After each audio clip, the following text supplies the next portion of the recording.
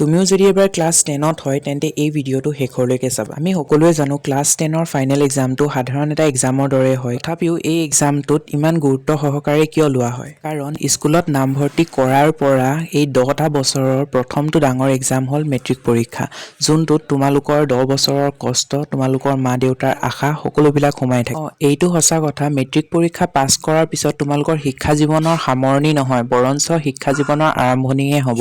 তোমালোকৰ ভৱিষ্যতৰ দিশে এক নতুন খোজ, এক নতুন যাত্ৰা। সেয়েহে এই পৰীক্ষাটোত এটা ভাল ফলাফলৰ সৈতে উত্তীৰ্ণ হ'বলৈ হ'লে আমি প্ৰস্তুতি প্ৰথমৰ পৰাই চলাব লাগিব। জীৱনৰ প্ৰথমটো ডাঙৰ পৰীক্ষা দিবলৈ ওলাইছা, যদি গোটেই বছৰ কষ্ট নকৰা তেন্তে ফলাফল তোমাৰ মতে কেনেকুৱা হ'ব? নিশ্চয় বেয়া। কিন্তু ভাল এটা ফলাফল কৰিবলৈ হ'লে আমি প্ৰথমৰ পৰাই কেনেধৰণে পঢ়িব লাগিব, কেনেধৰণে প্ৰস্তুতি চলাব লাগিব, এই বিষয়বিধত গুৰুত্ব দিয়াটো অতিকৈ প্ৰয়োজন। এই সকলোবিলাকৰ উদ্দেশ্যে মই তোমালোকৰ কাৰণে ক্লাছ 10ৰ ফাৰ্ষ্ট বেচটো লঞ্চ কৰিবলৈ গৈ আছো, য'ত তোমালোকে তোমালোকৰ ক্লাছ 10ৰ ছায়েন্স, ইংলিছ, আছামিজ আৰু মেথছৰ অনলাইন ক্লাছেছ লাভ কৰিবা খুবেই এটা কম মূল্য। এইখিনি কথা শুনাৰ পিছত তোমালোকৰ মনতো হয়তো প্ৰশ্ন উঠিছে যে মই ইমান কৈ আছো কিন্তু মোৰ মেট্ৰিকত ফলাফল কি আছিলে? সেয়েহে মই জনাই দিওঁ যে মোৰ মেট্ৰিকত পাৰ্চেণ্টেজ আছিলে 92 আৰু মই এইটো কোনো জহস্যাৰ উদ্দেশ্যে কোৱা নাই।